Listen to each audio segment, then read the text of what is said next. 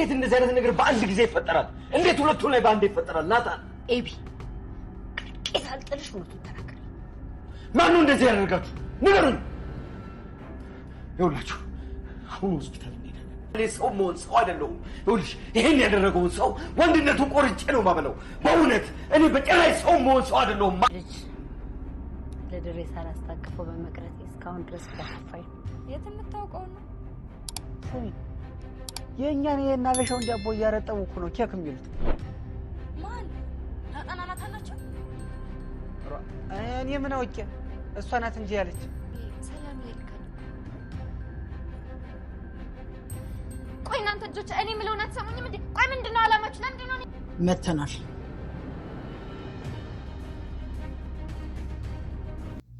አርዱ እንደፎከረውን ፖሊስ ይዞ መጣ። ጉድ እኮ ነው።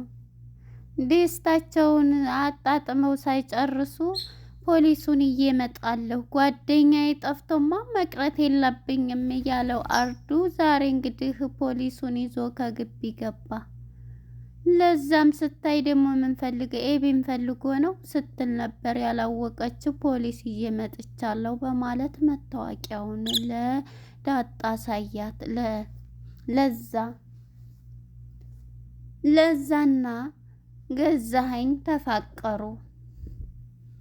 ይህ ባለፈው ፓርት ኤቢና ዳጣ ያደረጉት ነገር ፕራንክ ሆኖ ተገኘ፣ እርግዝናው። በዚህም አቶ ደረጀና ወይዘሮ ማርታ የጋብቻ ዓመታቸው ስለነበረ እነሱም ፕራንክ ለማድረግ ያዘጋጁት በደስታ ላይ ሰርፕራይዝ ፕራንክ ለማድረግ ያዘጋጁት ነገር ነው። ሰላም ጤና ይስጥልን ውድና የተከበራችሁ የቻናሌ ቤተሰቦች እንኳን ወደ ቻናል በሰላም መጣችሁ። ዳጣ የተሰኘው ተከታታይና ተወዳጁ ድራማ እንደቀጠለ ነው። በእውነት ማን ነው ዳጣ ድራማን የሚወድ? አስተማሪ፣ ቤተሰባዊ፣ በጣም በቃ ለሚያሳየው ሰው ለሚከታተለው ሰዎች ትምህርት አዘል የሆነ ተወዳጅ ድራማ የሆነ የወደድኩት ቢኖር እኔ ከምከታተለው ዳጣና ኑሐሚንን በማየው ነገር በጣም ለህብረተሰቡ አስተማሪ የሆነ የተከታታይ ድራማ ነው ማለት ነው። እንግዲህ ዳጣ ወደ ክፍል 90 ስንመለስ ኤቢና ዳጣ ተመካክረው ሁለቱም አረገዝን በማለት ቤቱን ቅውጥ። አቶ ደረጀ የዳጣ ሚስጥር አውቋል። ለወይዘሮ ማርቲ ግን አልነገራትም። እሱም የሷን ሚስጥር ይዞ ሳሎን በጣም ደንግጧል። ወይዘሮ ማርቲም እንግዲህ የልጇን የኤቢን ሰምታ ለአቶ ደረጀ ልንገረው ወይስ አልንገረው በማለት በጣም በንዴትና በውጥረት ላይ ትገኛለች። አቶ ደረጀም የዳጣን እርግዝና የዚህ ጊዜ አባዬ አትናደር ምንድን ነው እያለ ናታንም በሚያደርገው ያው ናታንም አለበት ከዚህ ነው ብዬ ማስበው። እንግዲህ በዚህ የተነሳ እንግዲህ አቶ ደረጀ እንዴት ሊሆን ቻለ እንዴት እያለ ቤቱን በአንድ እግር አቆመው። ሁለቱም ደግሞ እኮ እርግዝና ሁለቱም የዚህ ጊዜ እንዴ ኤቢም እያለ እንግዲህ አቶ ደረጀ ምንም ቢሆን አባት ለልጁ ምንም የማይደራደረው በልጁ እንዴት በማለት ጎትቶ ሁለቱንም ይዞ ክላስ ቀበቶን አውጥቶ ማን ነው ይሄን ነገር ያደረገው? እቃውን ቆርጬ ነው የምጥለው። ማን ነው ገብቶ የደፈራችሁ? በሚል ጊዜ አባዬ ተረጋጋ እያሉት እንዴት ተፈጠረ አናቅም እያሉት ነበረ። የዚህ ጊዜ ሆስፒታል ትሄዳላችሁ ቶሎ ነው ያላቸው ነበር። እና እንግዲህ አቶ ደረጀ በጣም በንዴትና በውጥረት ወይዘሮ ማርቲም እንደዚሁ እየተናደዱ ይገኛሉ ማለት ነው። በመጨረሻ እንግዲህ ልብሳቸውን ማን ነው ናታን መጥቶ አባዬ ተረጋጋ እያለው ነበረ። ትንሽ ተረጋጋ ቢለውም አንተ ራሱ እህቶች አይደሉ አንተ ራሱ እንዴት ይሄንን ነገር እንትን ትላለህ? እንዴት አታይም እያለ ማን ነው የደፈረው ቤቴን ማን ነው እያለ በጣም እያለ ነበረ ሲጮህ የነበረው አቶ ደረጀና ናታንም ያው ከዚህ ከእንትኑ ከፕራንኩ ስላለበት ተረጋጋ እያለው ነበረ።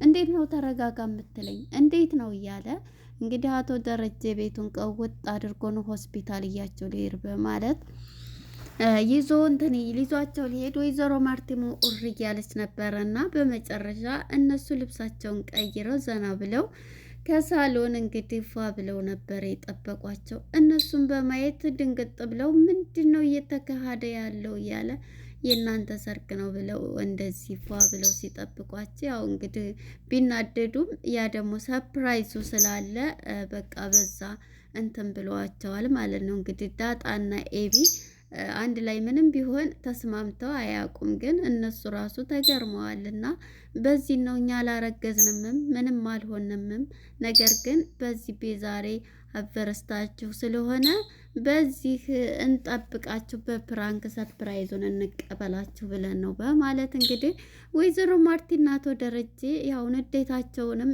በሳቅ እንትን ብለውታል።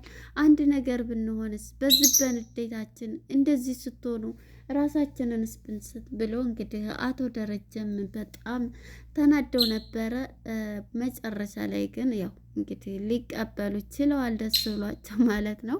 ሁሉም እንግዲህ ልብሳቸውን ቀይረው በቃ አሁን እንኳንም አደረሳችሁ በማለት በጭብጨባ ተቀብለዋቸዋል። እነሱም ኤቢና ዳጣ እንዴት አንድ ላይ ሊሆኑና የማይስማሙ ሰዎች ዛሬ እንዴት ይሄን አመጡ በማለት አቶ ደረጀም ደስ ብሎታልና በመጨረሻ ልብሳቸውን ቀይረው ሁሉም ፈታ ብለው መጡ ማለት ነው። እንግዲህ እንትኑም በሚያፈነዱበት ጊዜ እንግዲህ ማን ነው ገዜ ቤቱን በአንድ እግር አቆመው በፉከር የገዜ ግን በጣም ነው ያሳቀኝ። የገዜና የውሃ ማለት ነው እንግዲህ ገዜና ውሃ በአንድ ሆነው እየፎከሩ አይዞህ እያለችው ነው ውሃና እንግዲህ ቤቱን በአንድ እግር አቁሞታል ማለት ነው። በመጨረሻ ገዜም አቶ ደረጀ ሸልሞታል። ኤቢ ውሃም ሸልሙኝ እያለች ድናታን ተነስቶ ሸልሟታል ማለት ነው።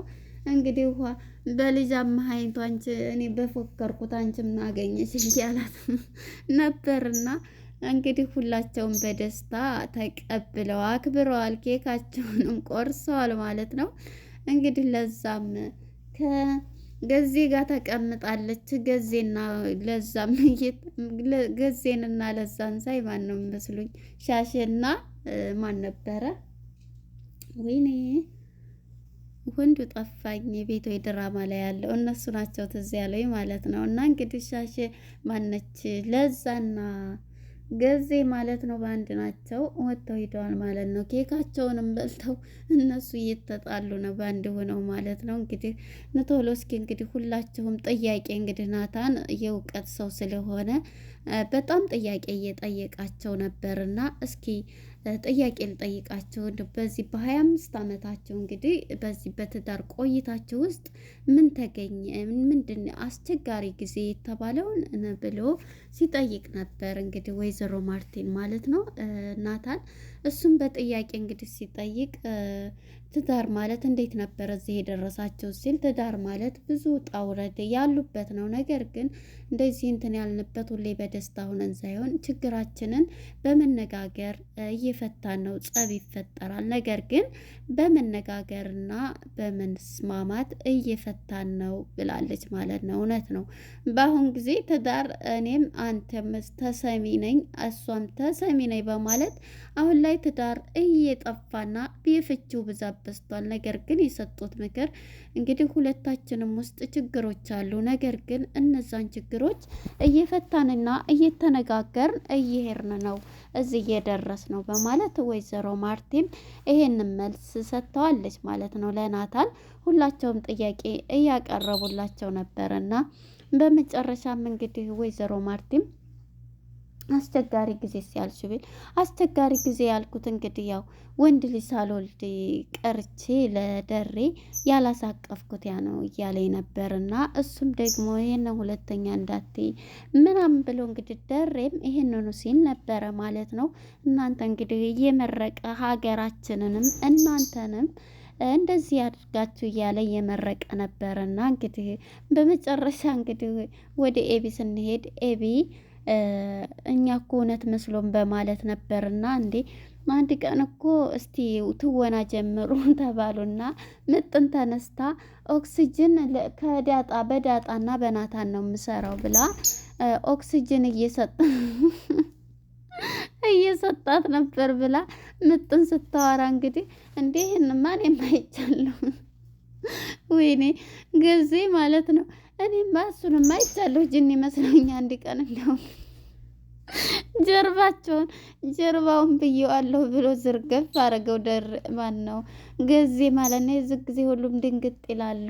ኤቢ እንግዲህ በናታን የማትደራድረው ማለት እንዴት እያለ ጥያቄ ውስጥ እንዴ ይሄው እያለችሽ አይደል እንዴ ለወሬው መድመቂያ ነው እየሰማሽ ነው ብሎ እሱም እንደዚህ ሲላት ነበርና በቃ አሁን ወደ እንትኑ ዳጣና ናታን ድንግጥ ይላሉ ማለት ነው። አቶ ደረጀም ማለት ነው እንግዲህ ኤቢ ናታንን የሚናገርባት አፍቃሪዋ ኤቢ ማለት ነው። በዚህ ጉዳይ እንትን አትደራደርም እና በመጨረሻ እንግዲህ የኤቢ ልተውን ብላ ተነስታ አንቺ ትደሽ ነው አንቺ እንዴት ነው ከሰላም ጋር እንዴት ሲል እሱ ቅጬ ነው ከድርሱ ጋር ምንድን ሰሪ ምን እያለች እንግዲህ ኤቢ ራሷ ዳጣ ኤቢና ዳጣ ሆና እየሰራይ ነበረ። ኤቢ የምትላትም ማለት ነው ስተውን ነበረ።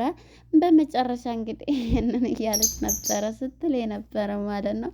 እኔ ተመቸኝ እንትና ፉከራ ነው የገዜ ማለት ነው። አይ ይቺ 50 እንትን የሞላሽ ብትኖር እኮ እንደው ቲምቲም ማረገው ነበር ጥይቴን ያለው ነገር በጣም ዘና ያደረገኝ ማለት ነው። እናም እንግዲህ በመጨረሻ ይሄንን ተባብለው ተያይዘው ወጥተዋል ማለት ነው።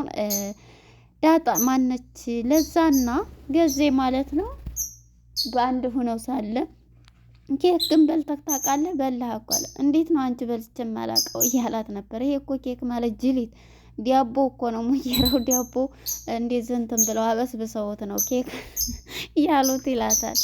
አንተ ጅል ነህ እንደው ምንም ማታውቅ እያለ ድመትና አይጡ ነው እየተጣሉ ነው ያሉት ማለት ነው። ለዛና ገዜ ማለት ነው እንግዲህ በመጨረሻ ወደ ሁሉም ተመራርቀው ጨርሰው ማለት ነው ወደ ከላስ እንግዲህ ወደ ውጭ ሆነው እያወሩ ይሄንኑ እያሉ ነበርና ወደ አርዱ ጋር ስንመጣ አርዱ እንግዲህ እቅዱን ፖሊስ እንደነገ ካለፍኩ እየመጣለሁ ብሎ ለኤቢ ሲያዋራትን ነበርና እንግዲህ ያለውን ወደ ተግባር ሊጨምረው ችሏል። ፖሊሱን ይዞ ፖሊሱም እንግዲህ በር ሲቆረቁር ትከፍትና ለዛ አሁን ደግሞ ኤቢን ጥሬ ሌል ነው ይሄ ጅል ደግሞ እያለች ነበረ እሷ ስለማታውቅ ስለዚህ ጊዜ ምንድነው ኤቢን ነው ምንድነው ብላ ቆም ስትል መታወቂያውን አውጥቶ እኔ ከፖሊስ አካል ፖሊስ ነኝ መርማሪ አካል ብሎ ያንን መታወቂያ ሲያሳያት ነበረ ማለት ነው። እንግዲህ